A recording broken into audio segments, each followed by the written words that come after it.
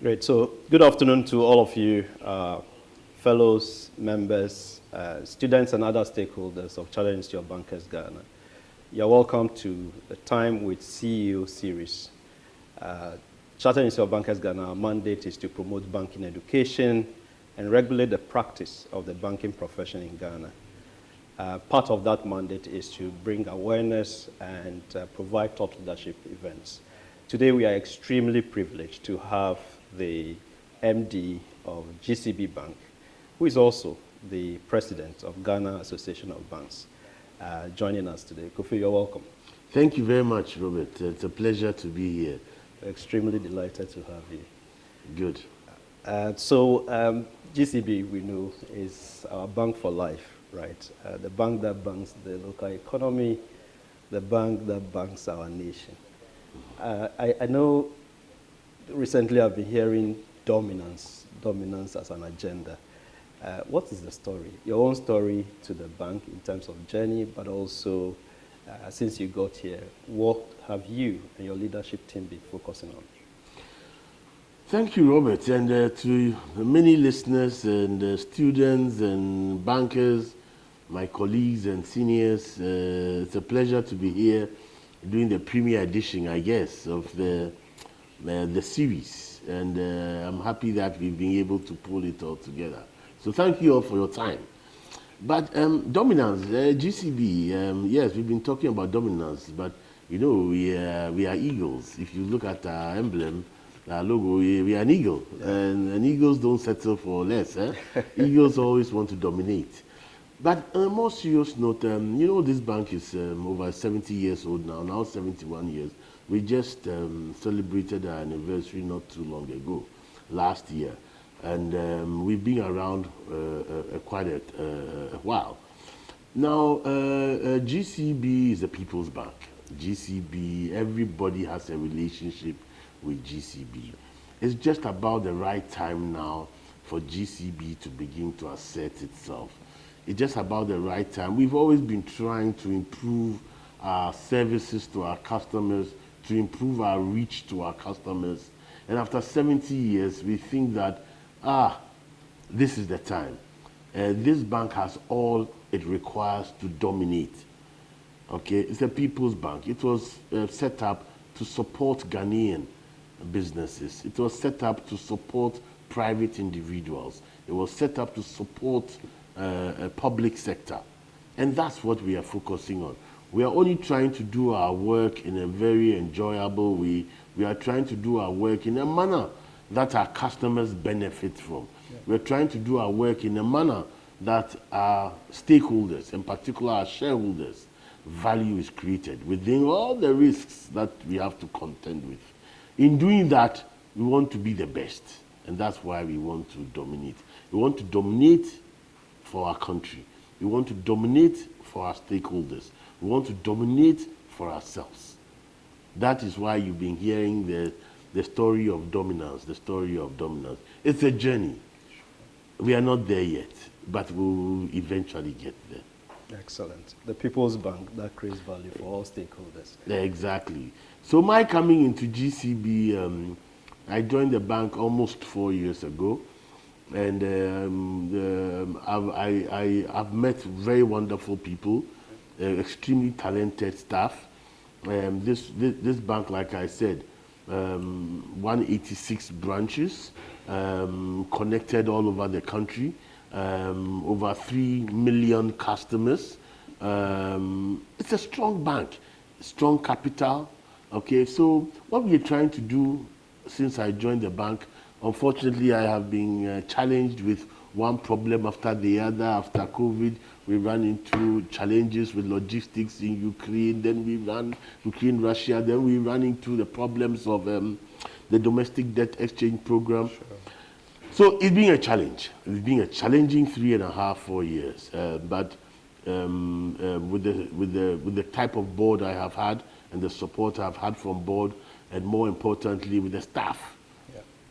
The staff that I have worked with, fantastic staff, and then our customers, okay, who have understood us, who have stood by us, our loyal customers. Yeah. The story is beginning to change. We're not where we want to be, but we are very hopeful that we set ourselves on the right track. And so there's some progress. Clearly, there's light at the end of the tunnel, and we do want to continue to do what we are doing, and we are very sure that that dominance will definitely be achieved. Excellent. So, Robert, that's about GCB and the story. We're just trying to do some good banking. No, I can appreciate that. You know, you know, your passion is quite evident in your submission. You didn't talk about yourself in terms of your own journey to the bank. Oh, myself, I'm the chief servant here. So there's the people who get the work done. Sure. The people get the work done, and I try and support them and back them up when the going is tough, and we get along. We'll get there. Excellent. Before joining the bank, where were you? What did you do previously? And I'm actually intrigued by you have 3 million customers. That's more than the population of maybe Gambia. You know, so your own journey. Yes. My journey. I've a banking career of over 30 years.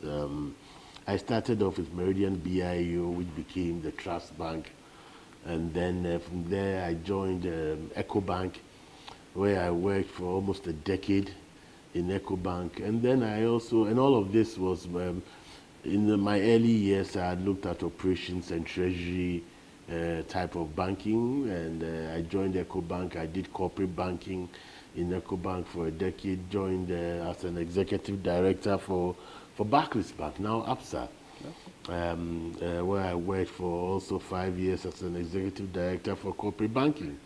I took over from the big shoes of Alassane and Dani, who then used to be at Barclays and moved on to Stanbic. So from my time with Barclays, I then joined the African Airport Import Bank, which is a multilateral development finance institution headquartered in Cairo, where I worked also for a little over a decade. And then I found myself coming back to my first love, GCB Bank, in 2020. Huh? Yes, 2020, November of 2020. I found myself coming back to GCB Bank. Why all of this movement around? I think I like challenge. I think it keeps you going. It keeps you younger. It keeps you thinking. It keeps you learning. Trying to solve problems, trying to do what some people think is impossible to do. We try to get those things done. And I thought GCB at the time had all the credentials that I wanted, and I lent my support to work for a bank like GCB, and that's why we're here.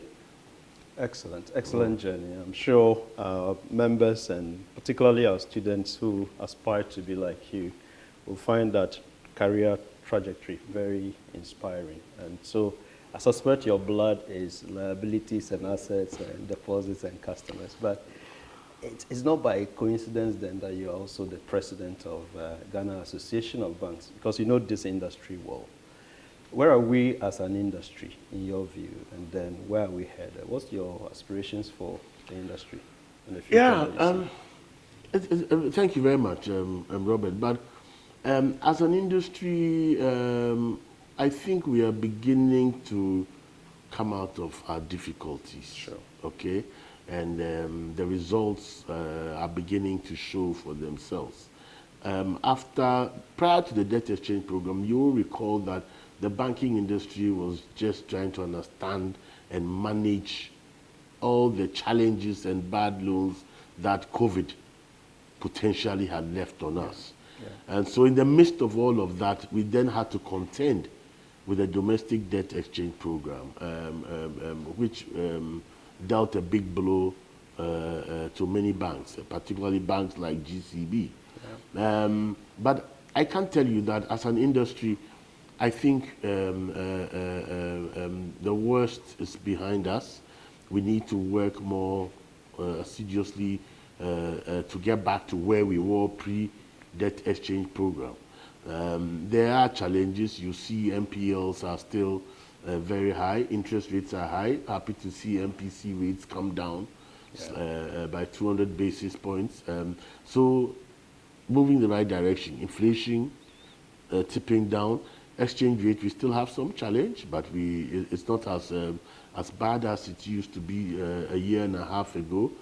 So hopefully we bring the exchange rate under control, inflation comes down, interest rates come down, and it's a more conducive environment then for the banks to thrive. Yeah. Today we are challenged in lending because interest rates are high. Most businesses will not be that viable if you lend. And so as interest rates come down, it creates an environment for banks to lend. So we are not totally out of the woods yet, but we are moving in the right direction. I think we are moving in the right direction. The extended credit facility of the IMF will also cushion us and give us time to sort out a few things. Sure. Monetary policy-wise, the governor is in charge doing all the things that they have to do. And on the fiscal side, the Treasury, Ministry of Finance are also handling that. Once the two work in unison, once they work together, once we focus on an agenda, we stick to it and we are disciplined around it, I think the economic environment will definitely improve, and then the banks will come in stronger. For me, my mandate now is to try and work with our regulator, banking is a regulated industry. Yes. So it's to work with the governor, work with the Bank of Ghana, and make sure that we carry them along, they carry us along, we walk hand in hand. We've walked down this tightrope over the last 2 years, a very slippery and difficult road, but I'm happy to say that we held each other's hands and a lot of progress has been made. I do anticipate that we'll go into the next year also working very closely with the central bank and making sure that we get the right environment. Lots of directives keep coming out. They engage us, we engage them. We don't always get what we want, but we let them know what it is. And I think in that collaboration, we should see the banking industry bounce back to what it was like before the debt exchange program. Excellent. I hear two words. One is partnership and collaborations. The other is disruption. So I'll come back to disruption. But I totally agree with you that, in the financial services space, certainly we need a regulator.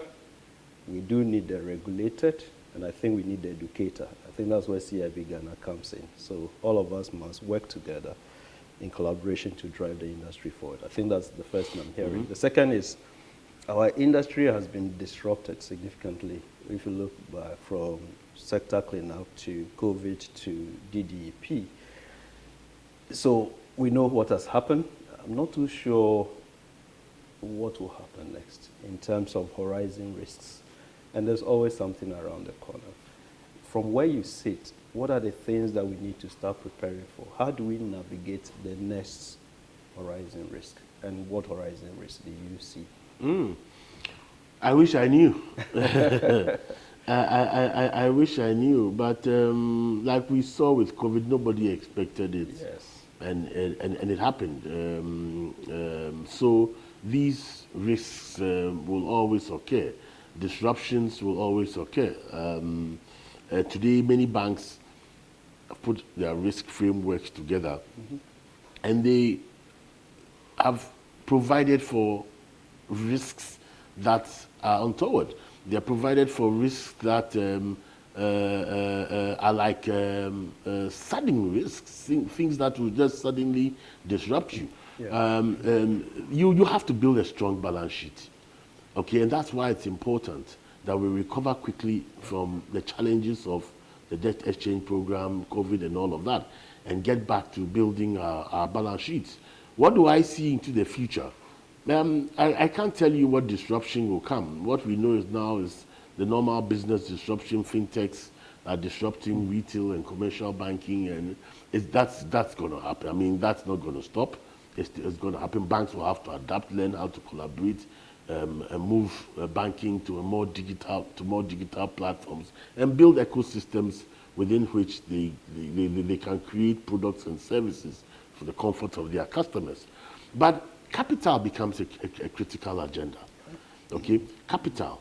In all of these things that have happened, the key variable in there has been capital. Yeah. Okay, you want to do technology is capital. Okay, you have MPLs on your books is all about capital. The debt exchange program itself consumed a lot of capital, and banks are trying to come out of that. So what do I see down the line? I'm not sure whether it's a risk, but I see down the line potentially, I don't know, but I can see banks being asked again to bump up capital down the road. I mean, if you look at the exchange rate and you look at where banks sit today, of course, banks have some forbearance from the Bank of Ghana to go through this difficult time on capital. But there comes a time when the forbearance is all wound up. And when it's wound up, you need to make sure your banking system remains healthy. Remember that the banking cleanup happened not long ago. Yep.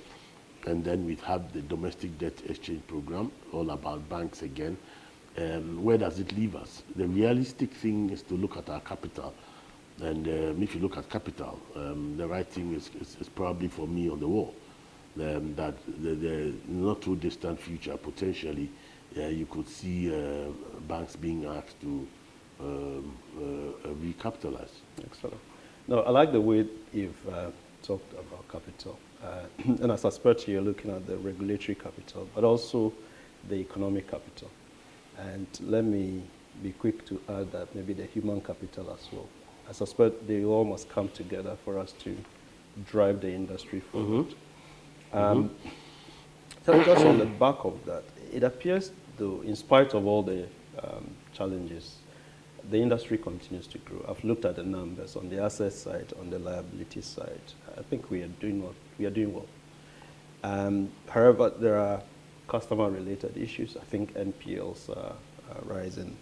Bank of Ghana fraud report recently suggests that staff fraud cases may be in volume, but also in value. Your view from the GAB perspective, how do we address some of these issues? How do we? Yeah, it's worrying. I mean, the governor spoke about it at the AGM of the Ghana Association of Banks a couple of weeks ago. Yeah. The report is out. The most important thing in that report is not that there's just fraud, but that much more of that fraud is being perpetrated by staff of banks. Yeah. So I think banks have that responsibility to do more training for their staff, to alert their staff. Banks are automating their back offices. They are putting systems in place to throw up fraud. They are doing more monitoring. And we need to do all of these things because, now that we are getting digital, okay, we are also opening up to the rest of the world. And cyber risks also become more prevalent. And we expose ourselves. If you don't have the right systems in place, then you could be found wanting. So we really need to spend time with our staff, training them, making them aware of what to look out for so they can see when other staff are perpetuating fraud and they can probably stop it. But it's of concern. We think training, we think taking them through regular anti-money laundering procedures and anti-fraud procedures, regularly taking staff through, sharing information with them very openly, and last but not the least, persecuting those who commit fraud. Okay, if it happens, you've got to take things a little more serious and persecute them. I think if people are held accountable, people are jailed eventually for perpetrating fraud. People think that the banks will sit on it when it's tough, but we don't really sit on it when it's tough. We do what we have to do. We work with the police, we work with the security agencies. The rule of law must work. So we will push as much as we possibly can. We are trying very hard. If it's staff, well, we'll deal with it like any other a person who perpetrates a fraud on the bank. But what can you do? Fraud, you put systems in place, you put governance systems in place, you make it more difficult for people to perpetrate fraud, you monitor more closely, and when it happens, there must be some consequence. And we'll continue to pay attention to that. But the more you go digital, the more you open up yourselves with the external world, the more fraud is likely to occur. Yeah. Okay, you become vulnerable, and that's why you got to put the right systems in place and the right protection around the systems and platforms that you are deploying. So, the governor is right. It's of concern. All banks are concerned about it and are working very hard to try to control fraud from time to time. So, no, thank you very much. I think what I'm hearing, there's a need for training and maybe certification, which is building capacity and building the competencies. But I'm also hearing there must be consequence. So those are two C's. Perhaps what we also need is character, which is the ethics. So I'll come back to you on the ethics in terms of how we raise the standards. So to our fellows, our students, our members, and other stakeholders who have joined us, we are having a very interesting conversation with Mr. Kofi Adomakoh, the MD of GCB Bank, but also he is the president of Ghana Association of Banks. Kofi, once again, thank you. Thank you. On the ethics side, which is really what the Institute is also focusing on in terms of saying, how do we develop trusted professionals for the industry? How do we put ethics high on the agenda of banks and bankers? And certainly, how do we become the leadership and talent engine for our industry? Collectively, from where you sit, how do we raise the standard on ethics, which is the character, ability to do the right thing, even when no one is watching, because you can put all the systems in place. It takes two people to collude, and something then goes wrong. How do we put professionalism in what we do? How do you ensure that we even have the courage to challenge the wrong thing when we see one being done? Robert, you're right. I mean, ability to do the right thing when nobody is watching is difficult. You can only preach the good word of ethics. Yeah. You can only build capacity. You can encourage people to be responsible. People must begin to see what's in for them in the institution in which they work. If people work in an institution and they only come there because they will earn a salary, then they also do not have that obligation to the future of the institution. Yeah. They only want what is in for them. But I think that as times are difficult everywhere, okay, so you cannot complain that times are difficult and that's why people are unethical. When it comes to ethics, I think it's about building capacity, educating people, regularly showing why good ethics are essential, training people, letting them go through programs on a very regular basis, and making them see the values and why it is important to be ethical. Banking is a very noble profession, okay? It's all built around trust. If people don't trust you, then you are finished. The banking industry has gone through, globally, it's gone through challenge. Okay, and people have kicked at banks and says all kinds of things about banks. It's about time that banks also begin to show that, look, when it comes to ethics, it's not lost. Okay, so how can that be done? I think it's by training, collaboration. The Chartered Institute of Banks, put it in your curriculum. Train people. The employee value proposition of banks, put ethics in there. Ensure that we train people on ethics. Let's refresh their minds about ethical things. Let's refresh their minds why they need to be ethical in what they do. It's only by reminding people, it's only by continuously building that capacity that people become aware. It's important that we create the awareness. Yeah. Last but not the least is leadership at the top. It must be demonstrated. You cannot expect your colleagues down the ladder to hold up to high standards of ethics if the leadership at the top does not. The boards, people who sit on boards of banks, like I said, banking is a very noble profession. If you earn the right to sit on the board of a bank, then you know the responsibilities that this presents. Okay, so when we put people on boards, when we put people as executives in banks, okay, you see the Bank of Ghana has come up with a fit and proper, making sure that the type of people who get into these positions are people who have high ethics, have high values, okay, and we can only drive this from the top by walking the talk and leading that way. Nobody can whip ethics into somebody.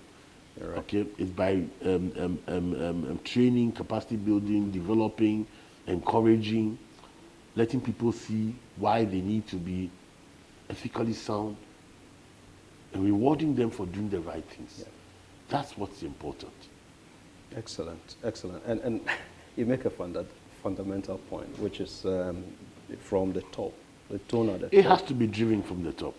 I'm told that the fish rots from the head, and therefore, perhaps that's where we should start from. And I like your focus on it, by the way. The CIB Ghana and Bank of Ghana develop ethics certification. I'm glad that you have shown leadership by enrolling staff of the bank, GCB Bank, on that program.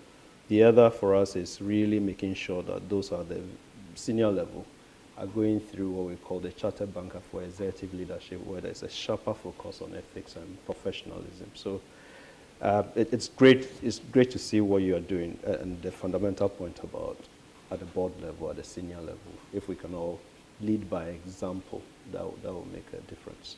Robert, if we really lead by example, people, the biggest challenge we have, in my opinion, is around it's about corporate governance. Yeah. Okay, it's about corporate governance. The continent suffers from corporate governance. Okay, and if we as leaders can show the way and lead in that way, show values, show respect, show ethics, and stand for it, the rest will follow. It takes time, but the rest will follow. I agree. Because it's a cultural thing. Huh? If you don't do it, it becomes a way of doing business. The way of doing business is to be unethical. And so people become unethical. And after some time, you don't even realize that you are being unethical. Yeah. It becomes the norm. Yeah. Okay? It must be disrupted. And it can only be disrupted by leadership, by corporate leadership.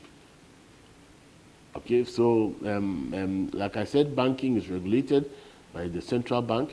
We as leaders in banks must take the bull by the horn and push that agenda. If we push that agenda, it will happen. Fraud, I'm not saying will be 100% removed, but we can bring it under significant control. I agree. I agree with you, Kofi. It's really the way to go. I'm told that our industry is regulated the way it is because it's the second most risky profession in the world. Guess what the first is? Aviation. If a pilot makes a mistake in the skies, people die. When bankers make mistakes, people die. Except that from our perspective, we are unable to count the cost sometimes. We don't know how many people lose their, income or savings when we make mistakes. So we make an important point. It's okay. It's okay to make mistakes. We're human. Yeah. And we work in a human institution. And we'll always make mistakes.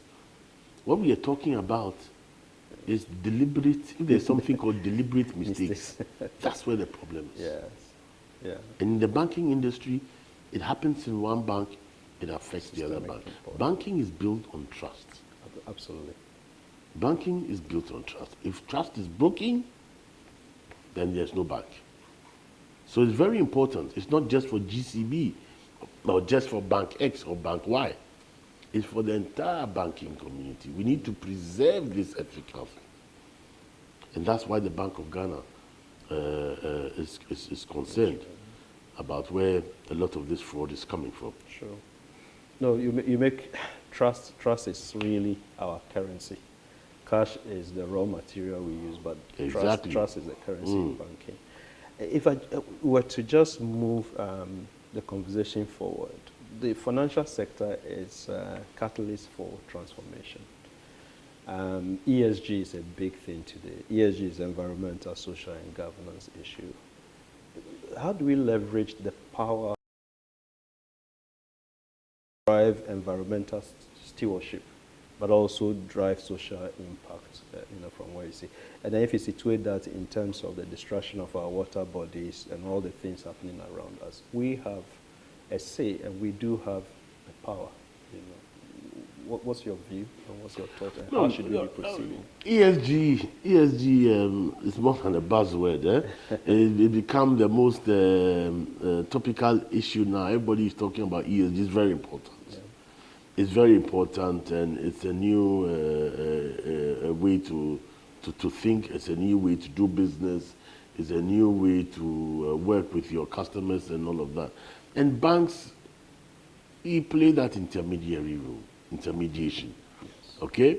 So we have a big role to play as to who we take money from, how we reward those we take money from, and who we lend money to. Yeah, I agree. And what the people reward, how they reward us for the money we lend to them, the interest that they pay, and the type of businesses. So banks can dictate how to deploy ESG in their businesses. Yeah. Get ESG embedded in your business, you can dictate the type of customers and the type of products. Remember that the Bank of Ghana itself, okay, has also set up some guidelines for the implementation of ESG. Correct. Okay, and is beginning to follow up and follow through with banks. So, excuse me, banks have a big role to play. I mean, we control quite a bit of assets in any economy. Yeah. Okay, and the deployment of those liabilities into those assets, banks have a role to play in deciding how that happens. So if it is that you are a bank and you have embedded ESG in your operations, then I think we can leverage on that. And ESG is not only for a thing for Ghana. Yeah. It's becoming global. Okay, even in sourcing funding for banks, the type of banks today, everybody is asking, what's your ESG policy? What are the guidelines you're deploying? How is ESG working in your bank? How does it fit into your risk appetite? So clearly, ESG sounds like a buzzword today, but I believe that it's come to stay. And the banks are going to take advantage of it. They are going to deploy it in their operations. Sure. It's going to be part of their DNA, because at the end of the day, it's about the environment. Yep. It's about social, the way we live, gender issues, and all of that, and it's about governance. Absolutely. So ESG is extremely important. It's extremely important, and if banks take the opportunity to embed it in their risk appetite, if they embed it in the way they do business, that would be a good way of leveraging on ESG to improve the world for everybody. Excellent. Yeah, what I'm hearing you say is that ESG is not a buzzword anymore. You have moved the conversation from compliance to risk management, but also to the opportunities, because this presents opportunities for banks as well. It does. That's what I'm hearing. It does. And for banks like GCB, it's an interesting opportunity. I mean, we operate in markets in Ghana, in areas and districts where other banks will not want to be, because on the face of it, it's not profitable. But we go in there to create an environment that makes it useful for doctors, teachers, security agencies to want to work. So in many places, we are the only bank there. But we are creating that intermediation. We are creating that financial inclusion. We are creating that opportunity for livelihoods in those areas. Yeah. And so we see it as an opportunity. We've taken advantage of it. We've embedded it into our processes and our systems. It's being implemented. We are recruiting people who understand this business to help us do it. And we are working close with the Bank of Ghana to make sure that GCB is an ESG compliant bank. And I know that many other banks are doing the same. Many other banks are taking advantage working with other development finance institutions and multilateral agencies, consultants, to make sure that ESG is embedded in their operations. Excellent. And for us at the Institute, this is really important. So beyond our flagship ACIB curriculum, where we have ethics and sustainability as models, we've also gone ahead to create an ESG certification program. We've done that with the help of IFC and EPA. So that program is currently, and I'm glad to say that we have close to 40 people on the first cohort. The second cohort is just about starting. Yeah, that's interesting. But we need to also push it further. We need to all collaborate. The financial institutions, the central bank, the mainline government. We need to collaborate more and talk and talk more because it like I said, it touches on so many other things. Absolutely. You are talking about pollution into our water bodies and all of that. And you could be financing somebody, and for all you know, what you're financing is poisoning somebody else. Yeah. Okay, so we need to put this whole thing together to make sure that we are really doing the things that we should do. Fossil fuel, people will complain, carbon dioxide emissions and all of that. But yes, we are a developing country, we're an emerging market country, and some of these things will happen. It's important that we have our governments also in the loop, and we really align as to what we want to do within the scope, okay, of ESG for banks and other non-banking financial institutions. Today, banks are working very well with the Bank of Ghana. The sustainable banking principles. Exactly, but under the sustainable banking principles. But how about Ministry of Petroleum? How about MPA? Banks are still financing, which is good for us to do. But we need to really sit and agree and know where the benefits are and know how some of these things that we finance, how we protect the ESG factor and all of that. Absolutely. No, you make an important point. It will take, again, collaboration to drive this forward and also contextualize it and say what are the real challenges that we have and how do we take advantage of ESG but solve our practical challenges in our communities. And I like what you're doing in terms of the financial inclusion in the rural communities, and I think that's really cool. Yeah. I'm going to, I think we are about wrapping up. This is getting very interesting. I know you are passionate about the disruption that technology brings, and more importantly, the future bank and the future banker, how that will look like. In that, we know that the business models and operating models of banks are getting disrupted. How do we, as a sector, leverage technology, make sure that we infuse that into our business models, but manage the risk around it and ensure that we are sustainable into the future? And what skills should future bankers, or maybe present to future bankers, be focused on? Interesting question, but I think the future banker is going to be very different from me. Very different. It has to be very different because technology, we say it used to be an enabler. It's no longer an enabler. It's the real deal. Yeah. Okay? Technology is driving banking. Technology is now in the driving seat. Okay, so very soon, and I'm sure you've heard this all over the place, that the world does not need banks. The world needs banking, okay, and all of that. But if you look at it, it's true. Yeah. You look at Apple, you look at Walmart, you look at all these big retail franchises. Yeah. Today, they're using technology, created ecosystems, and the payments are happening all over. Yeah. Payments are happening all over. So particularly in the retail commercial banking business, disruption, the bus has left the terminal. We have to collaborate and find a way of working with fintechs to create convenience for our customers. The mobile phone has become very powerful. Yep. All banks have apps, lots of transactions happening on mobile phones. The telcos are creating products. I don't think we are going to go back to it's true. Brick and mortar banking in Africa will take some time, but it will fade out. The type of banker we need today is a different type of banker.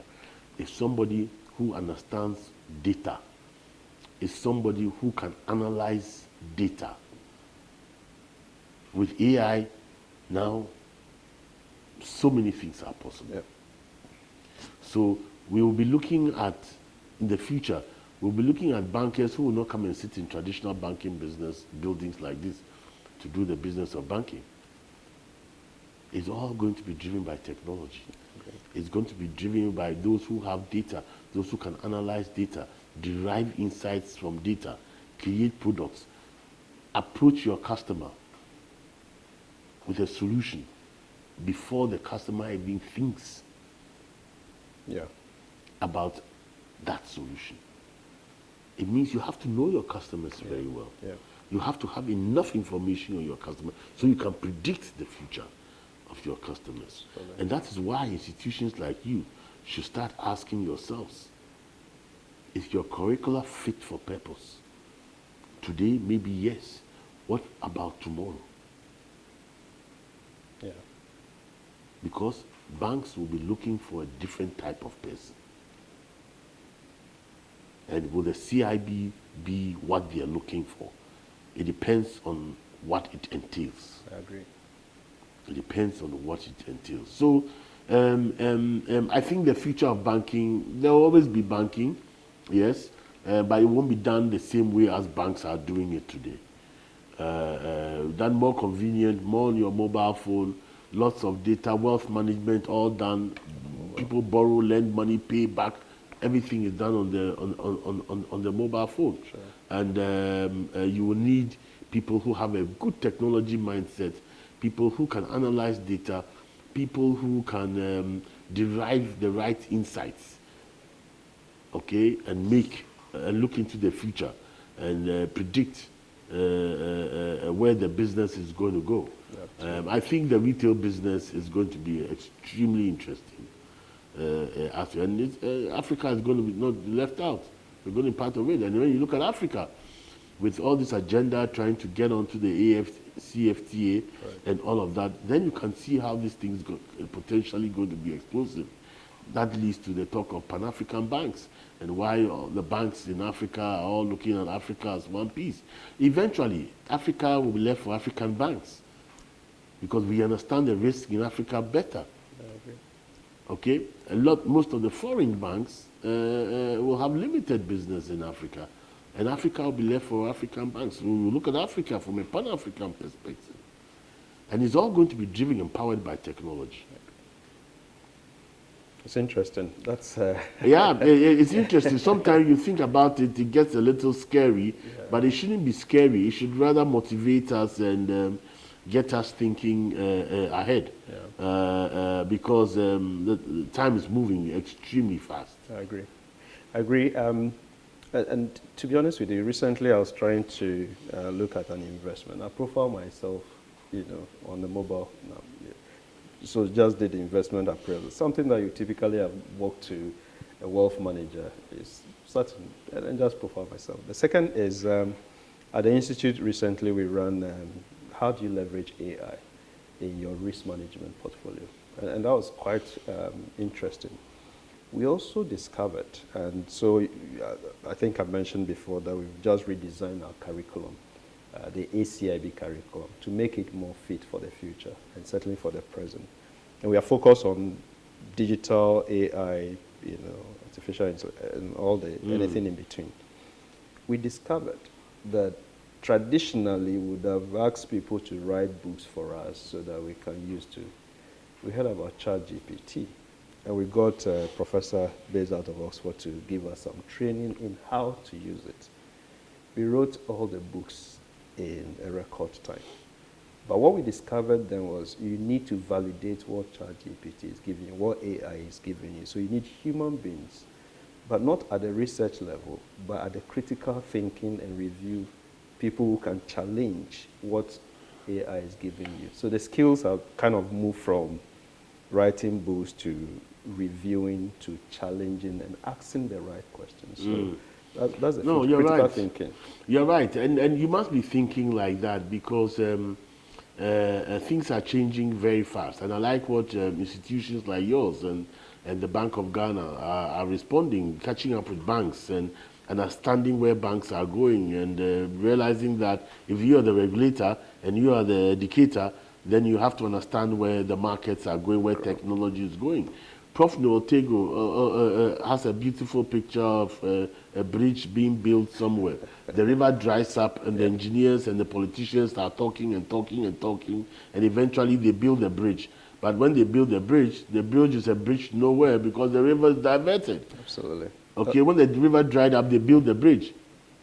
Okay, and you build a bridge when the river is dried up, thinking that the water was going to go through here. But they find out that when the water comes back, it's on the other side, and the river and the bridge is on another side. I think that's Honduras, right? In Honduras, exactly. Correct. So I think the time is now to gauge the market, to see where banks are going. Look at the types of people that are going. I'm telling my team, I'm telling my staff, we need to change. We need to build new skill sets. We need to change the mindset. The mindset of yesterday is not going to take us where we want to go tomorrow. Okay? So I have to invest in my people. Yeah. I have to change the way they think. I have to change the skills they require. They need to understand why they need these new skills. Myself, I'm changing. Okay? So it's going to be interesting. I mean, it's exciting. New challenges, new things, new ways of working, new ways of doing banking. But I think we are ready and up to the task. Excellent. You make an important point. The mindset, the skill set, and maybe the tool set would have to combine to effectively drive us forward. I think this is about where we are going to wrap up, but I want to get one more, your view on if you were advising your young self, Kofi Adomakoh, you were advising yourself you're at the start of your career, what would you be saying to yourself? And therefore, my students, starting your bankers students who are preparing to become bankers, what's your advice? So it'll be good to get your thoughts and maybe your closing comments for that matter. Well, I think, look, I keep saying I've done banking all my life. I trained an agricultural economist, but ended up in banking. And I've done banking all my life, and it's a very rewarding and a pleasurable job to do. You get a lot of pleasure from helping people solve their financial problems. You get a lot of pleasure for creating value and for seeing things work, things that people thought won't work, from seeing those things work.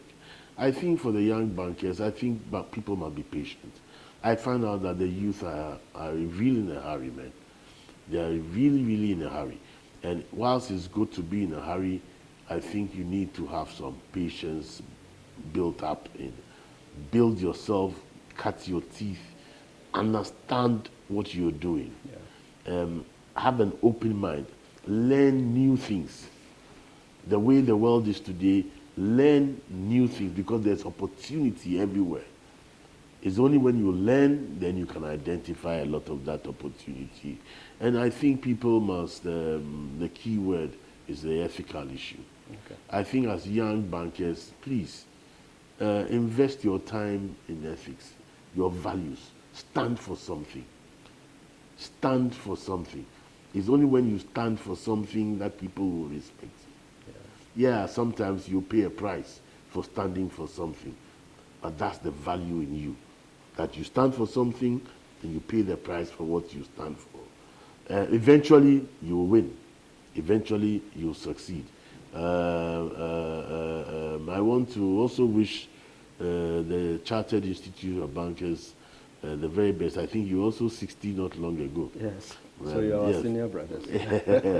Yes. We are your senior brothers. But I also want to encourage you to also follow what's happening in the industry. Sure. We are all going through difficult times, but we are coming out of the difficult times, and it's only through collaboration and show of strong leadership that will see us land on the right side of where we want to land. So I think there's a bright future for bankers. It will be banking in different ways. It won't be the old way again, but there's a lot of opportunity in banking. I think people must invest in themselves. People must learn, build networks, and build more bridges. Yeah. One thing we don't do well enough is that we don't network enough. We sit in, here in Accra, and all our network is only in Accra. And we don't network with people in Nairobi, in Kenya, and in Lagos, in Sudan. We don't. And so it makes life very constrained and small. Yeah. As young people, network. Okay? Network more out of Ghana and focus. If you focus and you network, you set yourself ambitious targets and push yourself to meet those targets, you will see that you will, and you'll be very, very successful. So, Robert. Excellent. Thank you, Kofi. That's all I can say. No, this is brilliant. Maybe let's do this again. We should find some time and do it again. Thank you very much. Thank you. No, thank you so much for giving me the opportunity. No, thank you.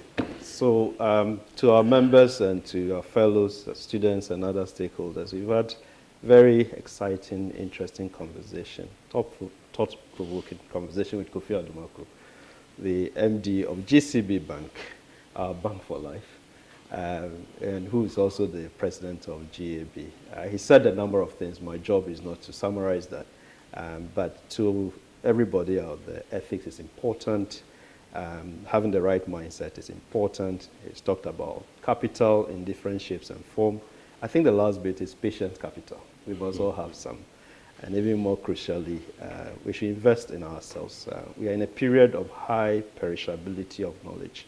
What was great yesterday, today is perhaps an average. And I think there's an equation I saw, which is L, your L, which is learning, must be greater than the rate of change and the rate at which your competitors are learning.